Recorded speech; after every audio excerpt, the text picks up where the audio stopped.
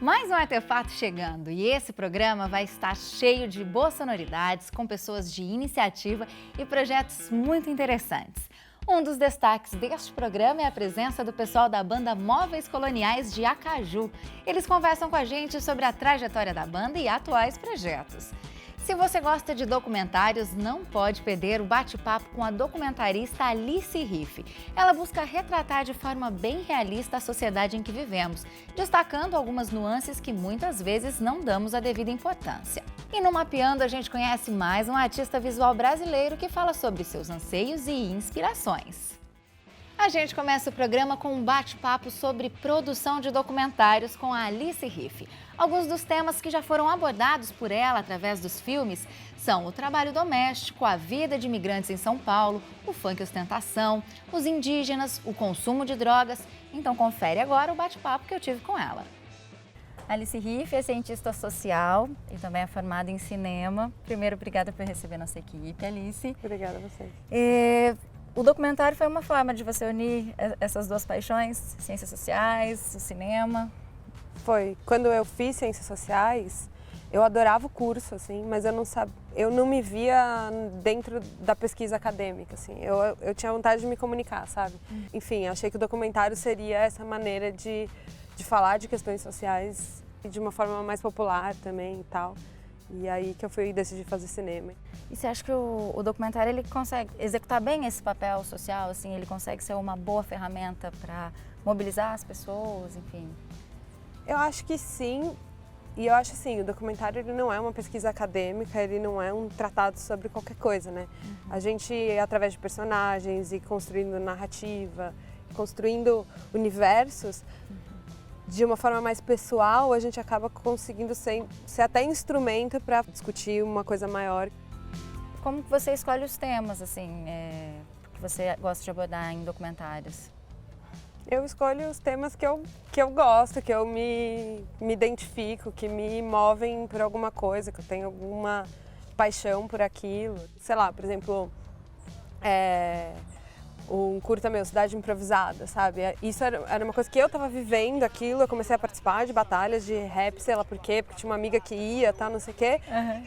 E achei que aquilo lá era uma juventude se posicionando de um jeito criativo e interessante, inteligente e tal, e achei que aquilo merecia ser documentado, assim. Improvisando, é isso, tô pronto pra essa parada, sim senhor, meu camarada. Um outro curta meu, Como Se Fosse da Família, foi um desejo meu de falar uma coisa que acontecia dentro da minha casa a vida inteira e que eu não me sentia confortável com aquilo, assim. Você já passou por alguma situação difícil em alguma produção ou depois dessa produção ter sido veiculada? Primeiro a gente precisa criar uma relação de confiança com os personagens, né? E entender por que você está fazendo, assim, eu não tô... Tem personagens que eu não tô do lado deles e coloco eles talvez em situação constrangedora, por exemplo, no Como Se Fosse da Família tem lá uma mulher que fala, acho que eu não concordo exatamente com as coisas que ela fala. Vou falar a verdade, desnutrida, um buraco assim no meio dos dentes. Ela usava aquela saia, sabe, de crente, cabelo curtinho. Aí eu olhei pra ela e falei, ai Jesus, o que nós vamos fazer, né? E eu coloquei e eu, sinceramente, nunca voltei pra perguntar o que ela achou, assim. Mas eu também não tenho compromisso nenhum com ela, ela aceitou fazer o filme e ela disse lá o que ela queria dizer. Ela falava pra mim, Márcia, você vai trocar, sabe, a Elisângela por ela, né? Agora eu tô fazendo um outro trabalho que discute a militância LGBT na periferia. Então eu vou ter personagens trans, mulheres trans, homens trans. E eu não sei o que é ser transexual, sabe? Sim. E então, por exemplo, como trabalhar em imagens com esses corpos, o que é legal de explorar e tal, eu acho que é uma coisa muito mais da conversa e de eu entender como que eles também querem ser retratados. Claro que eu não sou refém dos personagens, né? Mas eu acho que você precisa escutar para você não ferir ou passar de certos limites que não são confortáveis para eles. E você participou de algumas produções que foram feitas através de financiamento colaborativo, né? Foi uma notícia bombástica do ponto de vista jornalístico e até de interesse público, que foi abafada pela imprensa e também não foi levada para frente, né, que é o Helicoca, e que por conta de um site de internet, assim, de um site independente e de um público interessado em que aquela investigação fosse feita, foi possível fazer. O outro, que foi o Dr. Melgaço, que a gente foi para Melgaço, que é a cidade que na época era o pior IDH do Brasil. Estava recebendo médicas cubanas, as primeiras médicas da cidade, que também, assim, acho que não teria saído se não fosse um financiamento coletivo e tal. Você veio a Bauru a convite da produção do filme, O Filme é de Todos, né? Você acha que os novos produtores hoje estão um pouquinho mais sensibilizados com essas questões sociais e voltados também para o documentário, para essa questão mais realista? Eu acho que o cinema brasileiro, ele tem, a produção tem se encaminhado para ir de encontro com as histórias e com realidades e tal. Os meninos aqui do filme é de Todos, eles estão pensando numa discussão de audiovisual, que é muito pertinente também, assim, da gente pensar ainda mais agora. O Brasil é um país super diverso e eu não acho que a gente precisa de produção documental, acho que a gente precisa de tudo, sabe? A gente precisa de ficção, de filmes de aventura, mas que contemplem o país todo, sabe? Em sua diversidade. Né? Acreditar em uma geração feliz e não triste, mas enquanto isso, paz sem justiça não existe. Nós vamos agora para um rápido intervalo e olha só quem a gente recebe para uma conversa super descontraída no próximo bloco. É o pessoal da banda Móveis Coloniais de Acaju. Então continue por aí que o Artefato nem foi pro intervalo, mas já tá voltando. Tá aí, fique à vontade lá. Tudo bem? Bacana? Beleza. Resultado único, assim, que não é meu, que não é do Beto, que não é dos meninos do canto, de ninguém, assim, é da banda, é do Móveis, é do grupo.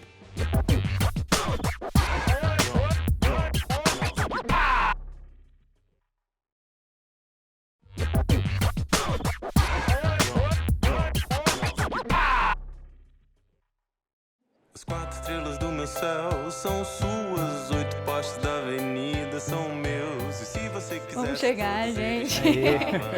Bem-vindos. As 7 cartas do tarô. Fique à vontade lá. Tudo bem? Bacana? Beleza. Bom recebê-los. Bom, fiquei aqui torcendo para virem só 2 integrantes, porque acho que nem caberia a banda toda no meu cenário. Bom, vou até começar falando disso, né? Bom, o que é mais legal em ter uma banda com tanta gente? Eu acho que a gente aprende, né? Aprende a ser e a lidar com o outro no final das contas. Eu acho que isso é o que tem de mais interessante, porque somos realmente pessoas completamente diferentes. Assim. E isso faz uma referência muito ao que é uma capital de um país que foi criada, que é nova, né? Que é recente. Então todo mundo migrou para lá, para trabalhar lá e para viver lá. E Brasília, somos de Brasília. Então somos filhos desse lugar que é múltiplo, mas que de alguma maneira, ou até a própria forma, o formato da cidade não permite. Então, assim, eu acho que essa relação e essa formação e essa diversidade é o que mais inspira. Muitas vezes parecia impossível, assim, a gente tinha momentos que a gente fazia um disco assim, cara, não vai sair, mas um quer assim, o outro quer daquele outro jeito e assim, e no final, o que é mais incrível é que a gente sempre gerou um resultado fora das expectativas. Então assim, um imaginava de um jeito, outro imaginava de outro, um tinha uma intenção de ser uma coisa, outro tinha a intenção de ser outra. E vocês acham que esse resultado consegue contemplar um pouco de cada um? Assim, gera um resultado único, assim, que não é meu, que não é do Beto, que não é dos meninos do canto, de ninguém, assim, é da banda, é do Móveis, é do grupo. a banda, ela ensinou isso muito pra gente, como a André falou, um aprendizado, mas um ensino de como você pode ouvir e aprender e chegar num consenso, num resultado final, num processo em que você precisa abdicar de certas coisas que é do seu ego. Em relação ao processo criativo mesmo de vocês, porque como a gente está falando da questão de muitas pessoas na banda, como que fica o processo de composição, por exemplo, de criação? Esse processo de produzir, e porque a banda sempre teve sopro, sempre teve, a gente sempre buscou um naipe de sopro, a gente tinha esse processo coletivo no final que era montar um arranjo, montar E do primeiro disco para o segundo disco, a gente trata essa relação como a própria temática. Então, assim, o Léo sai da banda no primeiro disco e a gente fala, não, então a temática ela é coletiva, porque era algo que a gente já vinha discutindo antes, até da saída do Léo, né? E a gente assume para um segundo momento, que assim, não, somos coletivo. Então, foi engraçado, porque aí realmente tudo era junto, super difícil, super difícil. É a melhor coisa da minha vida. E o terceiro disco, ele já é um outro momento, um momento de mais maturidade também, onde porque eu acho que também existe essa coisa, o extremo do coletivo, né? Então, assim, tipo, não, tudo tem que ser feito junto. E acho que fazer tudo muito junto também é tirar um pouco, às vezes até a proposta de algumas coisas, de alguém, do indivíduo. Porque no final das contas, um coletivo também é feito de indivíduos, né?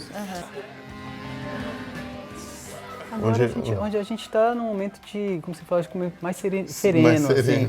A gente tem trabalhado em projetos pessoais. Eu acho que essa ideia de trabalhar em projetos pessoais te dá abertura para você crescer como compositor, ou como letrista, ou como artista, para depois trazer novamente essas referências para o grupo. E vocês se tornaram referência, né, nesse período como uma das principais bandas independentes do país, enfim, naquele momento vocês também eram conhecidos como uma banda empresa, né, onde vocês geriam inclusive a parte administrativa e burocrática, né. Queria saber o que mudou nestes anos de banda, né, qual é o momento, né, de vocês hoje, essa autogestão funcionou, ainda funciona, como é que é? Eu acho que o artista sempre tem uma noção daquilo que ele quer gerar em termos da própria arte, daquilo que ele faz, né? Mas existia no começo uma grande formalização e talvez a parte da empresa ela estava tomando um espaço do artístico muito grande, né? Assim, se a gente já tinha que enfrentar o desafio de fazer um trabalho artístico com 10, imagina fazer esse trabalho junto com uma empresa de 10 sócios, assim, né? Mas foi uma experiência super legal, porque a gente aprendeu, no final das contas, muito sobre governança. Tem vários videoclipes que vocês interagem com o público, né? Como Vejo em Teu Olhar, o Tempo. Como é manter o público próximo da banda, assim? Quais ferramentas vocês utilizam? Eu acho que a maior ferramenta que a gente utiliza é a sinceridade. Não tem ferramenta tecnológica, né, assim, que supre isso, assim, porque a nossa relação, tanto em show ou quanto nas relações sociais, nas redes sociais, é se mostrar o mais sincero, o mais presente e próximo do público. O público é o que faz a gente existir até hoje.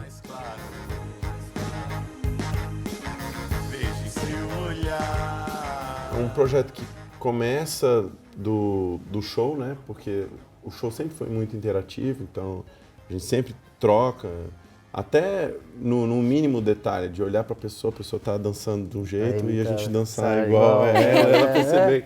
Aí você... Aí, pô, legal, conectou, né? E roda, e roll e outras coisas.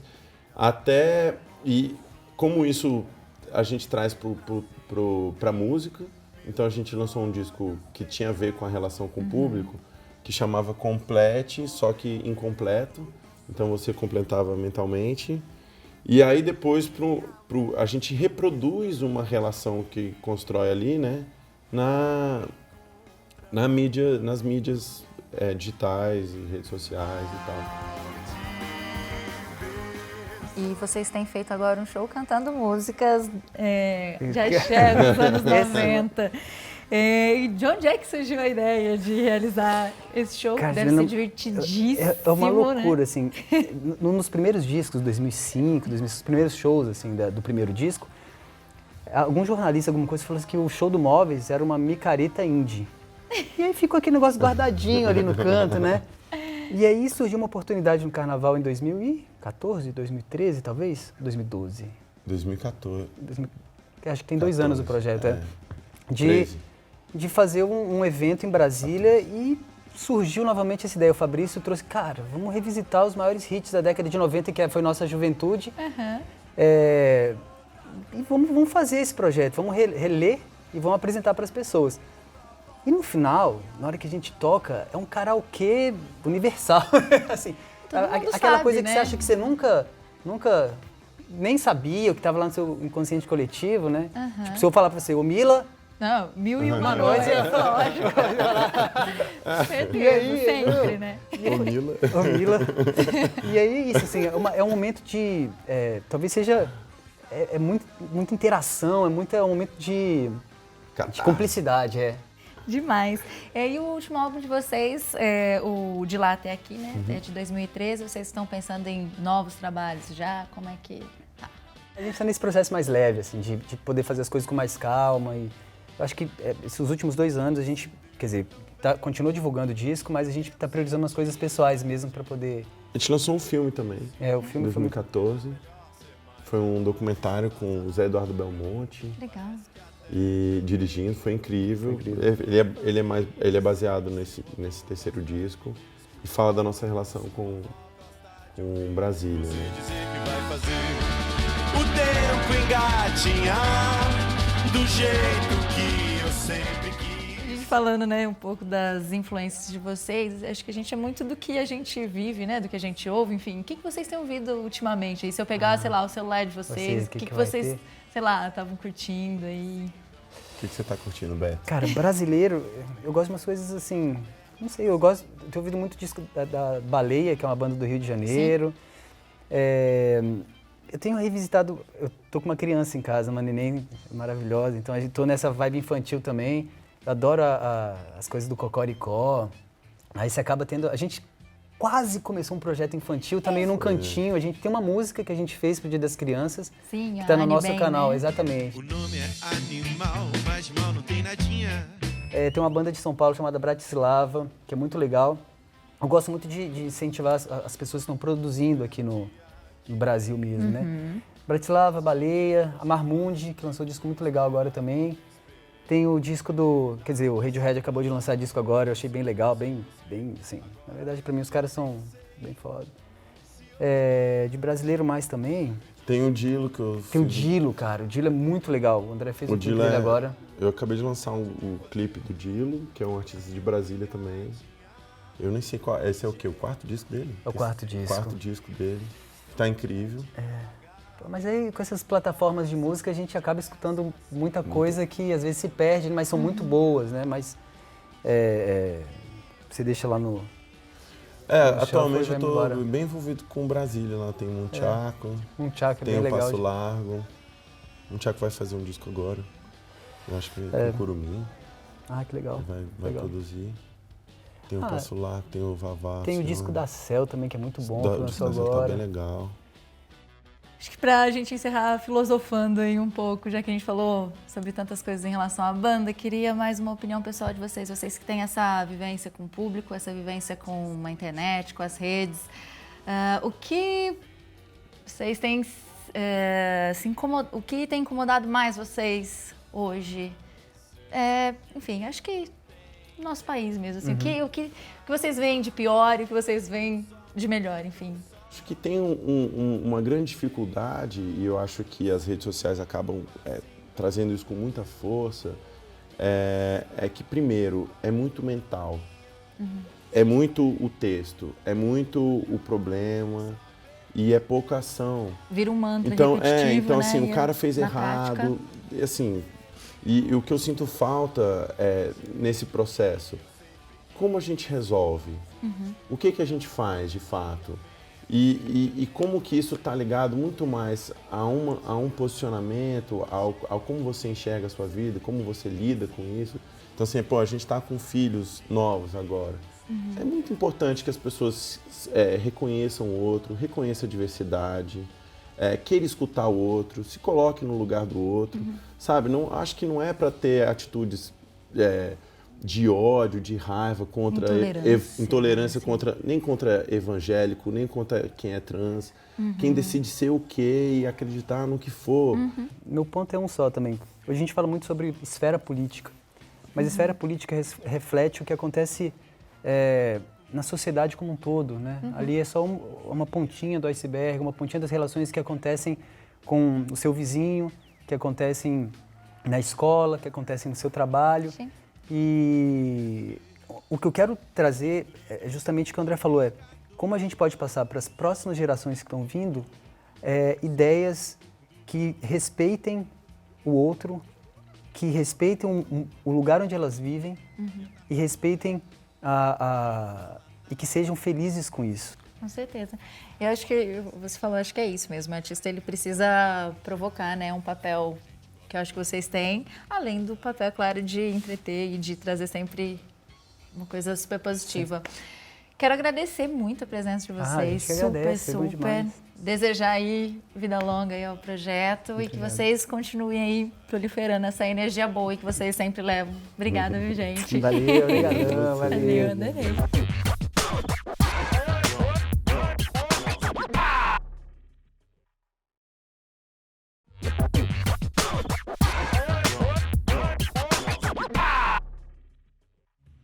E a gente continua mapeando os artistas visuais do interior do estado através do projeto da Unesp Mapas SP Artes Visuais. Conheça o trabalho de mais um artista, o processo de produção e as inspirações dele.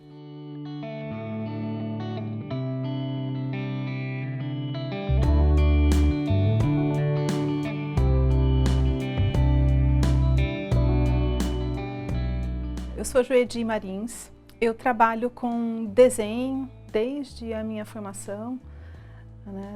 Na universidade eu tinha interesses em técnicas mistas, né? Voltadas, links com cenografia, né? E alinhavando com outras técnicas, outras linguagens, como a instalação, como a costura, a fotografia, né? E até hoje eu venho buscando, né, essas questões, tanto nas minhas pesquisas plásticas, quanto nas pesquisas teóricas. Né? Que antes de desenhar, eu ficava ao lado da minha avó, lá na máquina de costura, fazendo as roupinhas de boneca. Então, esse fazer artístico sempre foi um interesse muito intenso para mim, as possibilidades da criatividade, né? Tem muitas coisas que vêm do meu histórico, da minha criação, do contexto onde eu cresci, e interesses pessoais, como o cinema, por exemplo. Eu me identifico muito com a biologia também, ela é uma referência para mim muito forte. O universo microscópico é uma coisa que me sensibiliza muito, né? Então eu acho que é o deslumbramento pela vida, é o meu grande referencial. Eu gosto muito de trabalhar com materiais usados, vamos dizer assim, né? Eu tenho trabalhos que eu desenvolvi com retalhos, com restos de madeira, restos de materiais, objetos utilizados no dia a dia, dentro de uma casa. Eu trabalho com materiais voltados para o desenho, gosto de suportes de pintura para desenho, gosto da fotografia como meio para identificar esses desenhos também. E a linha, a costura é uma coisa constante para mim. Né? Isso é uma coisa que me acompanha quase todo o processo.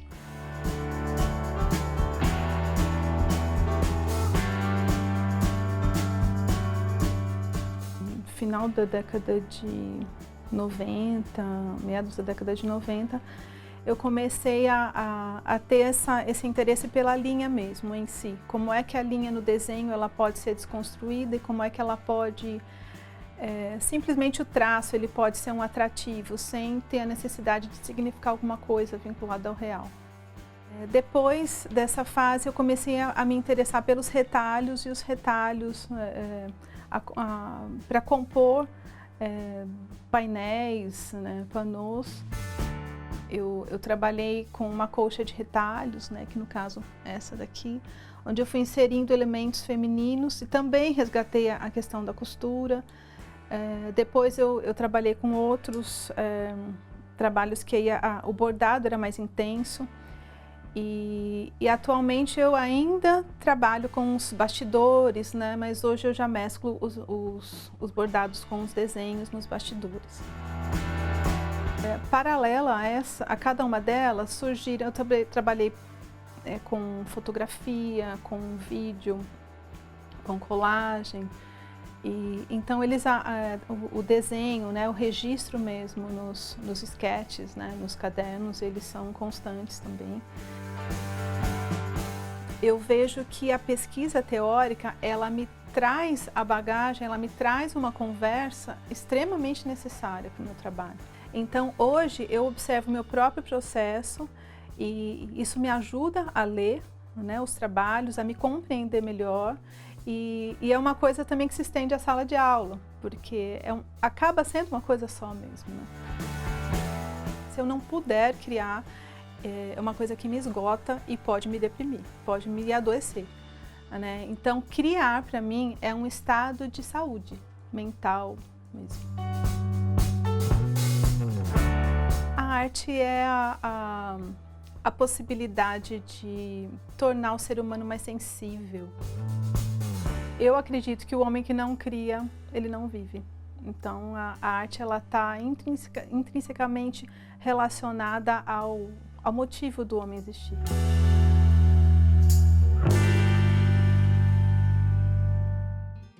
Mais um Artefato chega ao fim, mas eu aproveito para lembrar que essa conversa boa continua em nossa página no Facebook. Passa lá para visitar a gente, o endereço é facebook.com/programa Artefato. Compartilhe suas opiniões com a gente, pois a TV Unesp é uma emissora pública e nós queremos estar cada vez mais próximos de você, de seus interesses quanto telespectador. Semana que vem eu volto e prometo trazer novos assuntos interessantes. E eu conto com a sua companhia. Até lá! Tchau, tchau!